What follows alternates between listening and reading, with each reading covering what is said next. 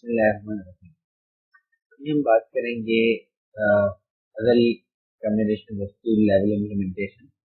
इससे पहले हमने देखा कि दो टू लेवल इम्प्लीमेंटेशन में हम और एंड और नैन और नॉन नॉन इम्प्लीमेंटेशन कैसे करते हैं, यानी स्टैंडर्ड सम प्रोडक्ट फॉर्म जो कि और एंड की फॉर्म में होती है, इसको हम नैन की फॉर्म में कन्वर्ट कर देते हैं और इसी तरीके से प्रोडक्ट सिस्टम को भी हम नॉन की फॉर्म में कन्वर्ट कर देते हैं। इसके लिए हमारे पास चार बेसिक लॉजिक गेट्स हैं, एंड और नैंड और नॉट। इसकी 16 की कॉम्बिनेशन हो सकती है। अगर हम एंड को पहले लेवल के ऊपर रखें तो दूसरे लेवल में एंड और नैंड और नॉट। इसी तरह अगर हम और को पहले लेवल पे रखें एंड और नैंड नॉट, इस तरह नैंड को पहले लेवल पे रखेंगे।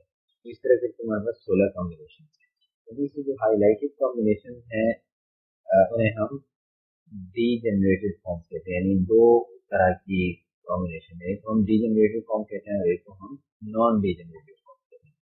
डीजेनरेटेड फॉर्म्स कौन सी होती है? वो भी फॉर्म्स होती हैं जिनको हम जो है सिंगल ऑपरेशन की फॉर्म में लिख सकते हैं। हम एक एग्जांपल लेते हैं, जैसे कि एंड और इम्प्लीमेंटेशन है। ये डीजेनरेटेड फॉर्म में इसलिए है क्योंकि ये एसोसिएटिव प्रॉपर्टी होल्ड करती है, यानी दोनों लेवल के बाद वो एक लेवल में आ जाती है। हम मिसाल लेते हैं एंड की, पहले लेवल में एंड है, दूसरे लेवल पे भी एंड है, ए बी एंड सी।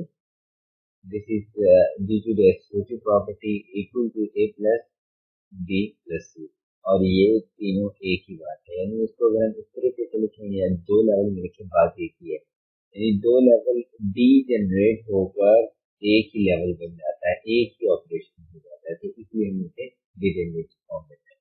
हम एक और एग्जांपल लेते हैं डीजेनरेटेड फॉर्म की, और नॉट। सपोज फॉर एग्जांपल पहले लेवल में हमारे पास एक और गेट है और दूसरे लेवल पे हमारे पास एक नॉर गेट है, ठीक है। So if this is X Y and Z, हमारे पास यहाँ पर आउट क्या हो रही है, एक्स प्लस वाई, और यहाँ क्या आ रही होगी, एक्स प्लस वाई, ठीक है, प्लस सी प्लस जी।